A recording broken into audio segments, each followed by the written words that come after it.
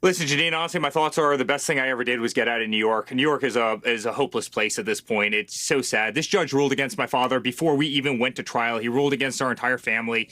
It was a setup from the very beginning. This was never supposed to be in that court. It was supposed to be in the commercial division. They would never allow it to get there. This judge, the animosity, the way he looked at my father in the courthouse was horrible. I've never seen such hatred in anybody's eyes before. Janine, we're an amazing company. And I could truly say that we have never missed a loan payment. We've never defaulted. We've never breached a covenant. Deutsche Bank, they're the most, respected and sophisticated bank in the world. They came in and effectively testified that they had an amazing relationship with us. We paid off every loan ahead of time. They made hundreds of millions of dollars off of our organization. We put hundreds of millions of dollars of extra collateral into the respective assets, made them top tier. We're called by every single, lender a platinum borrower. Every single one has called us a platinum borrower. Again, never a default. And you have an attorney general who ran on the notion of getting my father. I'm going to go into the attorney general's office every single day, sue Donald Trump, and go home. I'm going to take him down. You watch. I'm going to sue the blank out of him. That was her political platform. She campaigned on that. She fundraised on that. We didn't have a chance, Janine. We just didn't have a chance in New York because it's a rigged system. And you could not have a better real estate company than ours. You could not have a more professional real estate company than ours. When COVID hit and they shut down every single hospitality company in the country, guess who never missed a loan payment? Guess who paid all of their employees? Guess who always did the right thing? Guess who employs thousands of New Yorkers every single day, puts food on the table for their families, educates their children? You have a lost state right now where you have businesses fleeing, and you have a company like ours that have paid over $300 million in taxes to a city. My father built the skyline of New York City. And this is the thanks he gets for doing absolutely nothing wrong, not a dollar financial loss. The exact opposite. Hundreds of millions of dollars in financial gain. And as to Don and I, every single witness testified we have nothing to do with this.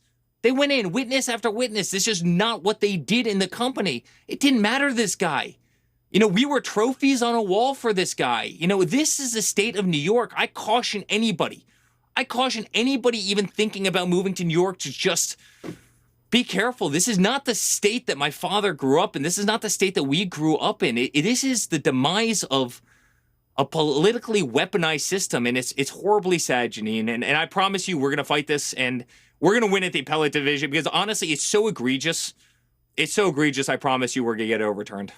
Well, and I hear the passion in your voice, and I mean, so many people agree with you. So many people agree. Letitia James was out of control in terms of what she promised.